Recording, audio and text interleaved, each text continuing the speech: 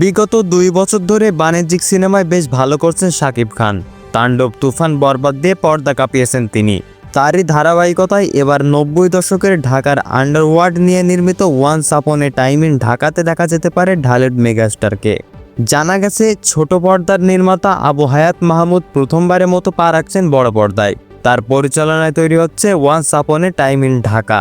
90 দশকের ঢাকার আন্ডারওয়ার্ল্ডের বাস্তব কিছু ঘটনাকে কেন্দ্র করেই এই সিনেমার গল্প লিখেছেন লেখক ও চিত্রনাট্যকার মেজবাহ উদ্দিন সুমন।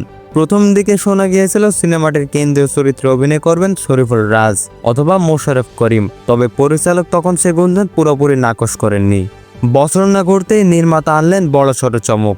সিনেমার মূল চরিত্র কালা জাহাঙ্গীরের ভূমিকায় থাকছেন ঢাকাই চলচ্চিত্রের শীর্ষ তারকা শাকিব খান। সংশ্লিষ্ট সূত্রে জানা গেছে শাকিব খানের সঙ্গে প্রাথমিক আলোচনা, স্ক্রিপ্ট পাঠ, পারিশ্রমিক চূড়ান্ত সহ অধিকাংশ বিষয়ে সিদ্ধান্ত হয়ে গেছে। এখন শুধু আনুষ্ঠানিক চুক্তি স্বাক্ষরের অপেক্ষা। প্রতীক্ষিত সিনেমাটি 2026 সালের ঈদ উল ফিতর উপলক্ষে মুক্তি দেওয়ার পরিকল্পনা রয়েছে। সেই অনুযায়ী সময় ধরে শাকিব খানকে যুক্ত করা হয়েছে প্রজেক্টে। শোনা যাচ্ছে সিনেমাটিতে আরও অভিনয় করবেন অভিনেতা তারিক আনাম খান, দিলারা জামান এবং শহীদুজ্জামান সেলিম। এবং শাকিব খানের নায়িকা হিসেবে দেখা যেতে পারে কলকাতার তরুণ অভিনেতা মধুমিতা সরকারকে।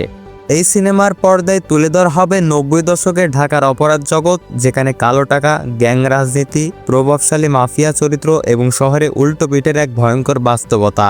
আর এর কেন্দ্রবিন্দুতে থাকবে রহস্যময় ও আলোচিত সন্ত্রাসী চরিত্র কালা জাহাঙ্গীর।